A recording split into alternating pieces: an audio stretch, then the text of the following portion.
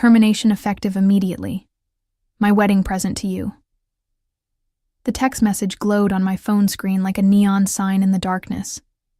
I stared at it, my wedding dress rustling as I shifted in the bridal suite chair. My name is Camille Rhodes. I'm 33 years old, and I had just become the victim of the most vindictive act I'd ever experienced. The message was from Lucas Bennett, the spoiled 28-year-old son of Greylinks Industries' CEO. As I read those cruel words again, my heart pounded not with fear, but with a cold, calculating fury that surprised even me. This wasn't just about losing my job as senior business development manager. This was about Lucas trying to destroy what should have been the happiest day of my life. My phone buzzed again. Another message from Lucas. Hope you saved enough for the honeymoon. You'll need it for unemployment. I could practically hear his smug laughter through the screen. He thought he was so clever, timing this announcement for maximum humiliation. Everything okay, sweetheart? My soon-to-be husband, David Walsh, peeked around the corner of the bridal suite. At 35, David was everything Lucas wasn't. Mature, kind, and genuinely successful in his own right as a financial consultant. When I showed him the messages, expecting shock or outrage, he simply chuckled. Poor Lucas, David said, shaking his head with amusement. He has no idea what he's just done. I looked at my husband with curiosity. What do you mean? David's smile was enigmatic. Let's just say some people are about to learn the difference between inherited power and earned intelligence. The wedding coordinator knocked softly on the door. Miss Rhodes, it's time. As I stood and adjusted my dress, I felt something shift inside me. The devastating blow Lucas thought he'd delivered had instead awakened something fierce and determined. I had spent 5 years at Greylinks Industries, building relationships, securing major contracts, and establishing myself as one of their most valuable assets.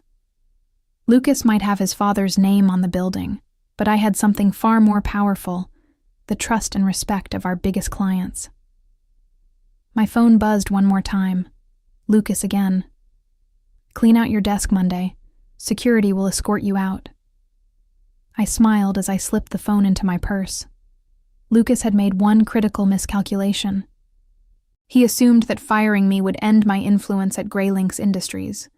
What he didn't realize was that my departure would trigger a chain reaction that would bring his carefully constructed world crashing down around him. By the time this wedding reception ended, Lucas Bennett would understand the true meaning of consequences. Walking down the aisle toward David, I reflected on how I'd ended up in Lucas's crosshairs. It started 6 months ago when his father, Robert Bennett, announced that Lucas would be taking on more responsibilities at Greylinks Industries. The company specialized in manufacturing industrial automation equipment, and I had been their star performer for years, bringing in over $60 million in contracts during my tenure. Lucas had always resented me. While I worked my way up from an entry-level position through sheer determination and results, he waltzed into a senior management role straight out of business school. His jealousy became toxic when I landed the North Peak engineering account last month, a deal worth $40 million that Lucas had been trying to close for 2 years.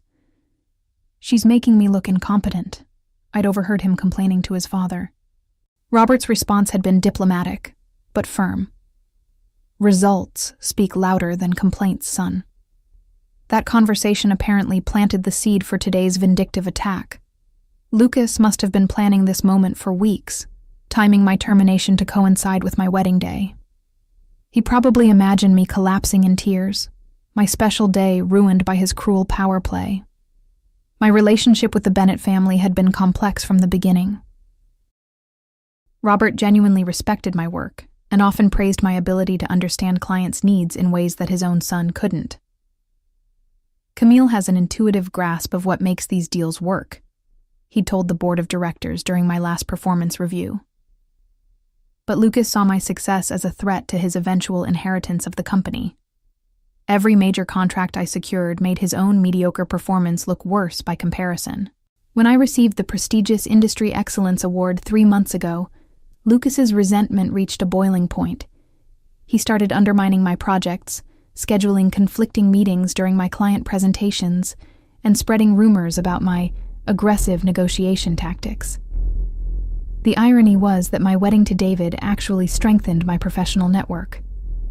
David's consulting firm worked with many Fortune 500 companies, and our combined connections made us a formidable team.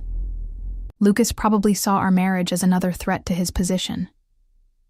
As I reached the altar and took David's hands, I thought about the phone calls I'd made earlier this week. Casual conversations with key clients, just checking in, building relationships. What Lucas didn't know was that these weren't random social calls. They were strategic moves in a chess game he didn't even realize he was playing. Margaret Wu from North Peak Engineering had mentioned during our last lunch meeting that she was concerned about management changes at Greylinks Industries.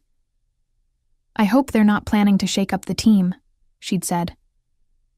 "Our relationship with you is the main reason we chose Greylinks over the competition." Those words would prove more prophetic than either of us realized. Lucas had just made the biggest mistake of his privileged life, and he didn't even know it yet. The ceremony was beautiful, but I couldn't shake the feeling that Lucas was somewhere celebrating his perceived victory. He probably imagined me discovering his message in the middle of my vows, breaking down in front of our 150 guests. Instead, I stood there exchanging promises with David, my mind already working through the implications of what Lucas had done. During the cocktail hour, I excused myself to the ladies' room and pulled out my phone. No missed calls from Robert Bennett, which meant Lucas hadn't informed his father about the termination yet. This was clearly Lucas acting on his own authority, probably planning to present it to Robert as a fait accompli on Monday morning. I scrolled through my contacts and found Margaret Wu's number. As the decision-maker for the $40 million North Peak Engineering contract, Margaret had become more than just a client over the past 6 months. We'd developed a genuine professional friendship built on mutual respect and trust. "Margaret, it's Camille. I'm sorry to bother you on a Saturday, but I wanted to give you a heads up about some changes at Greylinks Industries." "What kind of changes?" Margaret's voice carried immediate concern. "I've just been terminated, effective immediately. I wanted you to hear it from me directly rather than through official channels on Monday." The silence that followed was telling. When Margaret finally spoke, her voice was cold with anger. "They fired you? The person who single-handedly saved our partnership? Who understood our technical requirements better than their own engineering team?" "I'm afraid so. Lucas Bennett made the decision." That arrogant little... Margaret caught herself. "Camille, I need to ask you something directly. In your professional opinion, can Greylinks Industries deliver on our contract requirements without you?" I paused, choosing my words carefully. "Margaret, you know I can't make recommendations about your business decisions, but I will say this. The technical specifications we developed together were based on my deep understanding of both your needs and Greylinks' capabilities. That knowledge transfer would be challenging for someone else to replicate quickly." Another long pause. "I see. Thank you for the courtesy call, Camille. Enjoy your wedding day. We'll be in touch very soon." As I hung up, I felt a grim satisfaction. Margaret Wu wasn't just any client. She was the kind of detail-oriented executive who would immediately question any disruption to a project this size. The North Peak contract had penalty clauses for delays or substandard delivery that could cripple Greylinks financially. I returned to the reception with a smile, accepting congratulations from guests while my phone remained strategically silenced in my purse. Lucas thought he was delivering a knockout punch, but he'd actually just handed me the perfect weapon to destroy his credibility. By Monday morning, his wedding present to me would become the worst decision of his professional life. The wedding reception was in full swing when my phone started buzzing incessantly. I glanced at the screen during David's speech and saw 17 missed calls from various numbers. My pulse quickened, not with anxiety, but with anticipation. The wheels I'd set in motion were already turning faster than I'd expected.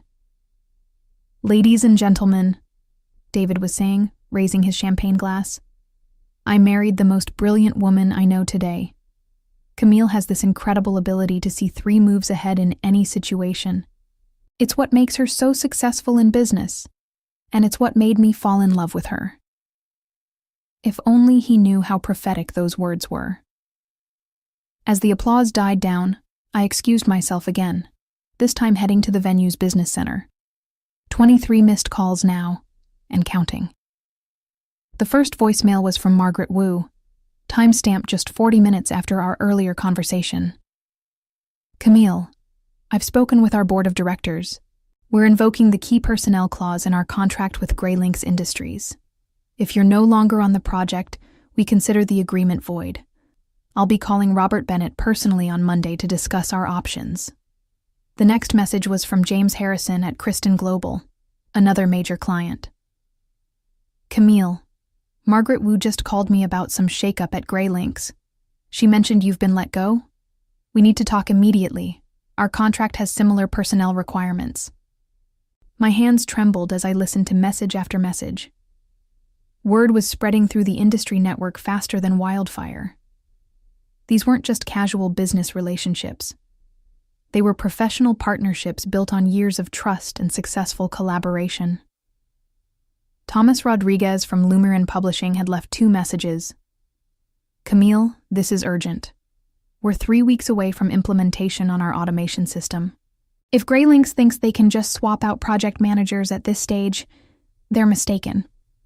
Call me back immediately." I sat down heavily in one of the business center chairs, staring at my phone as the call count reached 31. Lucas had grossly underestimated the interconnected nature of our client relationships. In the industrial automation business, personal trust was everything. Clients didn't just hire companies, they hired people. My phone rang again. This time it was Victoria Stone from Foxton Interactive, our newest client. I answered on the second ring. "Camille, thank God you picked up. I just got a very disturbing call from Margaret Wu. Please tell me this termination rumor isn't true." "I'm afraid it is, Victoria. Lucas Bennett made the decision earlier today." "That imbecile," Victoria said flatly. "Camille, I'm going to be direct with you. The only reason we chose Greylinks over Bravantine Logistics was because of your track record. If you're not there to oversee our project, we're pulling out. I've already drafted the cancellation letter. Victoria, I appreciate your confidence in me, but you should make whatever decision is best for Foxton Interactive." "I am, and what's best is working with professionals who honor their commitments. If Greylinks wants to play games with personnel during active projects, they can explain to their shareholders why they lost a $12 million contract." After hanging up, I sat in stunned silence. Victoria's contract was barely 2 weeks old. Lucas would have no idea that losing it would trigger a liquidated damages clause worth an additional $3 million. Combined with the North Peak Engineering contract, Greylinks Industries was looking at potential losses exceeding $55 million. My phone buzzed with a text from David. "Everything okay? You've been gone a while." I typed back, "Just handling some urgent calls. Be right there." As I walked back toward the reception, I caught a glimpse of myself in the hallway mirror. My wedding dress was still pristine, my makeup perfect, but my eyes held a fierce determination that hadn't been there this morning. Lucas Bennett had wanted to ruin my wedding day, but instead, he'd given me the perfect opportunity to demonstrate exactly why firing me was the biggest mistake of his career. I returned to the reception, just as the band was starting our first dance. David took my hand, and as we swayed to the music, he whispered, "The calls?" "Clients," I murmured back. "They're not happy about the termination news." "How not happy?" $50+ million in contracts at risk." David's steps never faltered, but I felt him tense slightly. "That's significant." Lucas has no idea what he's just triggered. I smiled as we spun slowly. He thought he was firing one employee. He actually just destabilized his father's entire company. During the song, I noticed my phone lighting up repeatedly on our sweetheart table. By the time we finished dancing, I had 47 missed calls and dozens of text messages. The industry network was in full crisis mode. I decided to answer the next call publicly, right there at our table. It was Robert Bennett himself. "Mr. Bennett," I said, loud enough for nearby guests to hear. "Congratulations on your son's decision-making skills. Camille, I just got off the phone with Margaret Wu. She's talking about voiding the North Peak contract. What the hell is going on?" "Your son terminated my employment this afternoon, as my wedding present," he said. The silence stretched so long I thought the call had dropped. When Robert finally spoke, his voice was strained. "Lucas did what?" "Check your messages, Mr. Bennett. I believe you'll find several clients expressing concerns about project continuity. Camille, listen to me very carefully. Whatever Lucas said, whatever he did, we can fix this. You're not terminated. You're promoted. Name your price." I looked around at my wedding guests, many of whom were listening with fascination to this very public conversation. "I'm afraid it's too late for that, Mr. Bennett. Your son made his position quite clear. Camille, you don't understand. The North Peak contract alone has a key personnel clause requiring my direct involvement, as does the Kristen Global contract, and the Foxton Interactive Agreement, and several others." I paused, letting that sink in. "Perhaps you should have a conversation with Lucas about the strategic implications of his personnel decisions." I hung up before Robert could respond, and the table erupted in murmurs. David squeezed my hand approvingly, while my cousin Janet stared at me in amazement. "Did you just tell a CEO that his son screwed up a $50 million deal?" Janet whispered. "Actually, it's closer to $60 million now. And that's just the beginning." My phone immediately rang again. Robert calling back. I let it go to voicemail. Then it rang again. And again. By the time the dinner course was served, Robert Bennett had called me 12 times and sent 4 increasingly desperate text messages. The latest text read, "Camille, I'm begging you. Lucas acted without my knowledge. Whatever he offered you, I'll double it. Triple it. The board will have my head if we lose these contracts." I showed the message to David, who chuckled softly. "I think Robert Bennett is having a very educational evening." "The night is young," I replied. "Wait until he talks to the other clients." As if on cue, my phone buzzed with a call from Sandra Phillips at Riverton Manufacturing. I'd been cultivating that relationship for 8 months, and their potential contract was worth $25 million. I answered the call with a bright smile. "Sandra, how wonderful to hear from you on my wedding day." "Camille, I hope I'm not disturbing you, but I just heard the most troubling news from Margaret Wu." As Sandra Phillips expressed her concerns about the instability at Greylinks Industries, I watched the sun set through the reception venue's large windows. The golden hour light felt symbolic. Lucas's career was ending just as my new life with David was beginning. "Sandra, I understand your concerns," I said into the phone while guests danced around me. "The transition at Greylinks will certainly be challenging for all parties involved."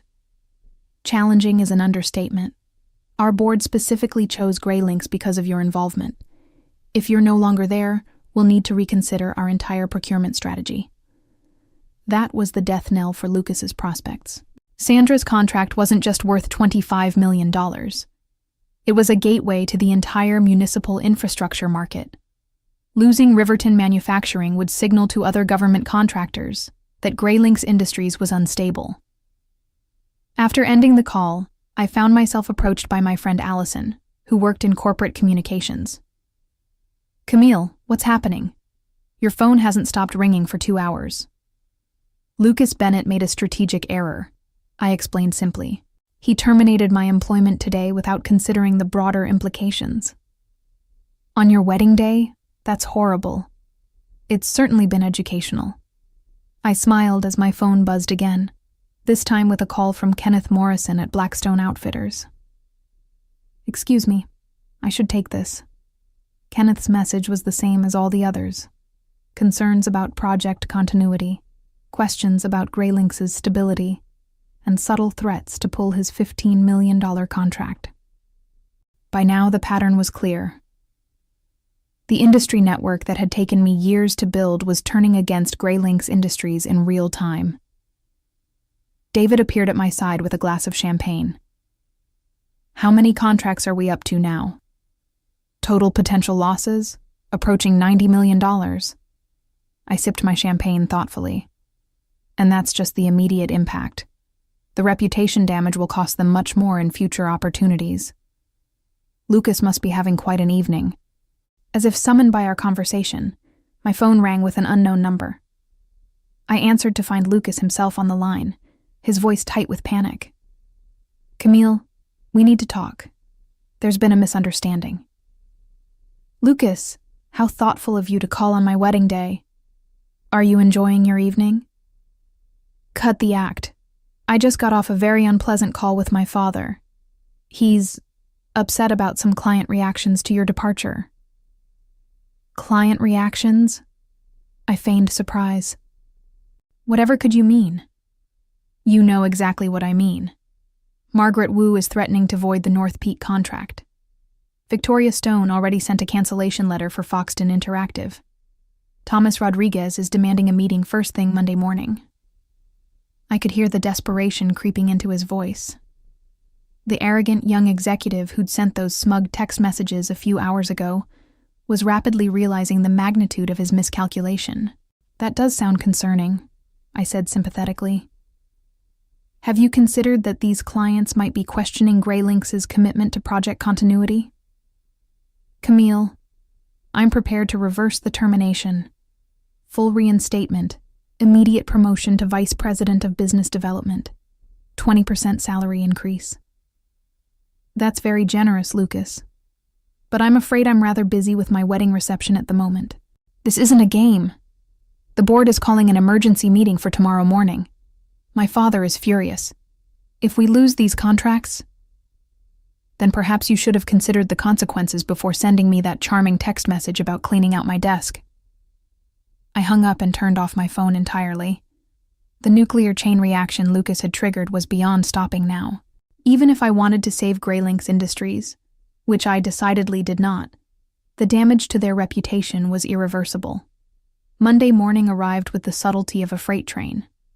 I sat in my home office, officially unemployed, but feeling more powerful than I ever had at Greylynx Industries. My phone had been buzzing continuously since 7 a.m., but I was in no hurry to answer. David brought me coffee and kissed my forehead.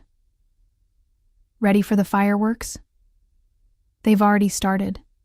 I showed him my voicemail count, 37 messages, most from Robert Bennett and various Greylynx executives. Lucas apparently spent his Sunday in crisis meetings. The first voicemail was from Robert, time-stamped at 6:47 a.m. "Camille, I've been up all night. Foxton Interactive has officially terminated their contract. Kristen Global is demanding a full project team restructure. Please, call me back. We need to discuss terms." The second message was even more desperate. "Camille, this is Robert again. The board is convening an emergency session. Riverton Manufacturing just sent a formal notice of intent to withdraw. I'm authorized to offer you a partnership stake in the company." I listened to each increasingly frantic message while sipping my coffee. By message 15, Robert was offering me Lucas's job. By message 23, he was offering me his own. The final message, left at 5:30 a.m., was barely coherent. "Camille, please. The preliminary damage estimates are catastrophic. The board is talking about removing me as CEO. Lucas is finished. Whatever you want, it's yours. Just please, help us save what's left of the company." I deleted all the voicemails without responding. There was nothing left to save, and even if there was, I had no intention of rescuing the people who'd tried to humiliate me on my wedding day. My personal phone rang. Margaret Wu. "Camille, I wanted to give you an update. North Peak has officially withdrawn from all agreements with Greylynx Industries. We're already in talks with Braventine Logistics about taking over our automation needs." I'm sorry to hear about the disruption to your project timeline, Margaret. Actually, we're not sorry at all. Bravantine has offered us better terms and a more experienced project team. Grey Lynx's loss is definitely our gain. By Wednesday, the industry news sites were reporting the story. Grey Lynx Industries faces mass client exodus after key executive departure ran as the headline in Industrial Automation Weekly. The article detailed how a single personnel decision had triggered the loss of over $100 million in active contracts. Lucas Bennett was nowhere to be found. According to my former colleagues who'd been calling to offer congratulations and job opportunities, he'd been placed on administrative leave pending a board investigation. Robert Bennett had resigned as CEO, accepting full responsibility for what the board called a catastrophic failure of management oversight.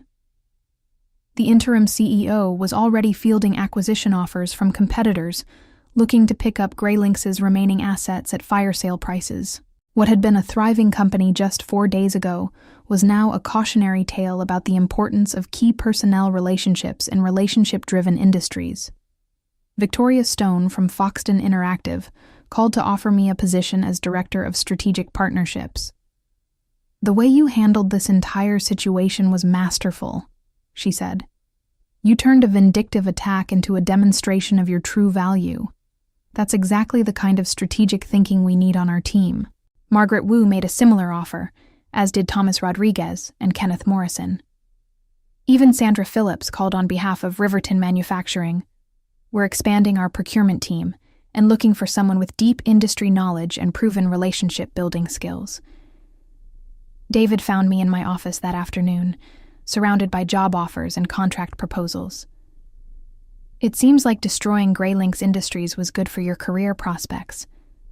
"It's amazing what happens when people see your true value," I replied. "Lucas thought he was ending my career. Instead, he just advertised my skills to every major player in the industry." "So which offer will you accept?" I smiled, looking at the stack of opportunities Lucas had inadvertently created for me. "I'm thinking of starting my own consulting firm. All these companies need someone who understands both technical requirements and client relationship management.